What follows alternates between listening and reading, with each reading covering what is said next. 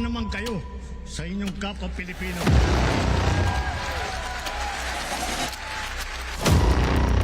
Pinastos pa nila ako. For detention and the basis of detention. And that's the smoking gun ng proceeds of the illegal. You're a law enforcement, the highest law enforcement official being head of PNP.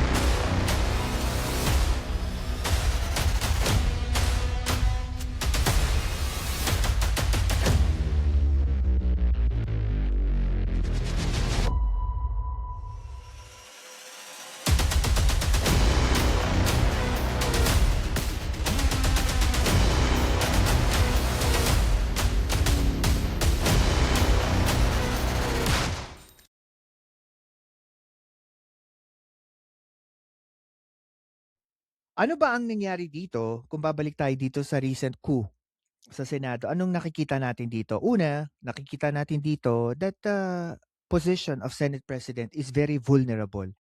Yan, hindi natin alam kung hanggang kailan magiging Senate President si Tito Soto at hindi rin natin alam kung hanggang kailan tatayo ang majority. Bakit?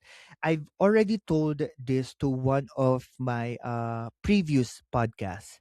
Sabi ko dito, there is always this I think apat na power player na tinatawag ko na mga magkadugo o magkapangalan o magkamag-anak sa Senado. Namely, the Villars, Tulfo, Estrada, and the Cayetano. Bakit napaka-importante po natin silang intindihin sa laro ng politika ngayon sa Senado? Bakit?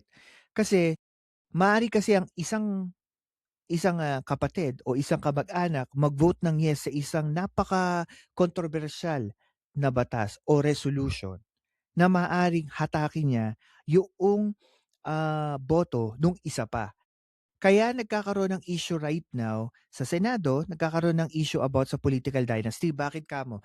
Kasi kung for instance, ang pinag-uusapan dito is tatakbo yung kapatid ng isa sa isang posisyon, like for example, Senate President. Kahit yung isang kapatid niya nasa majority, tapos yung tatakbo Senate President is nasa minority, there is no way that you will think na magbabago or magiging against yung kapatid na yon for that person to raise to that position. Bakit? Kasi nga naandun yung magkapatid sila eh. Syempre saan siya kikiling? So nagkakaroon ngayon ng unbalanced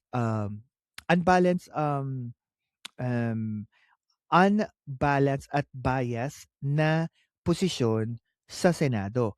Kasi parang alam mo na kung ano mangyayari dahil magkapatid sila. Even if maaring hindi mangyari yun, maaring magkasalungat, pero nandun yung malaking tsansa na ang sasang-ayunan ng 'di ba, nung kapatid ni ganito, ni ganyan, yung kapatid niya mismo o kamag-anak niya. So nagkakaroon ng malaking issue. So if you go back doon sa laro ng pagkakaroon ng coup dito sa Senado, nakita natin that this power players, etong mga magkakamag-anak, nakita natin yung laro nila.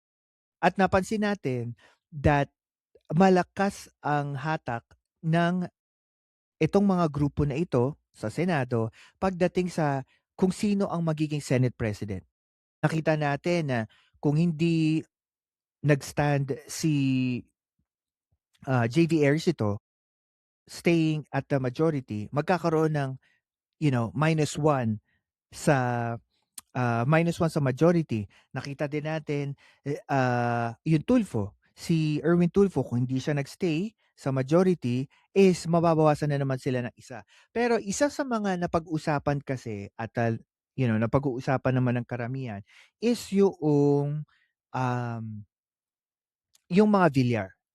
Kasi matindi ang posisyon nila right now dahil sa mga Villar, makikita natin that masyadong mataas ang risk nila dahil nga sa pending cases na kinakaharap nila. If I'm not mistaken, hindi pa siya pending case eh.